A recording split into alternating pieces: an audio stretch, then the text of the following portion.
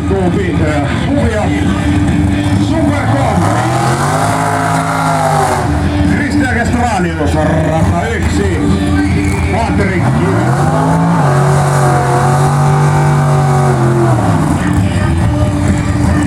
Raka. Indeksi 8900 tavoitteena 8931 ja Kestranius 9022. Kivinummi.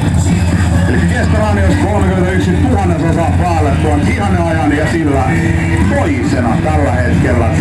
Tiukkoja aikoja 4 parasta 5 on saanut suoritettua ajat jo tähän mennessä siellä. Sassi 8922, Radan 1 Kestranius 8931, Timo Korpala 8949 ja Radan 2 Kivinummi 9022. Kyllä siellä näyttää olevan säädöt kohdallaan vuoden tauon jälkeen. Todellakin Supercomppi oli tauolla vuoden ajan. Toisaalta joitain Supercomp-kuljettajia oli Spetin puolella ja he ajoivat sitten vastaavasti osittain tuota samaa tuttua 890 sitten Spetissä, mutta ei siitä sen enempää. Jälleen palaa freestyle.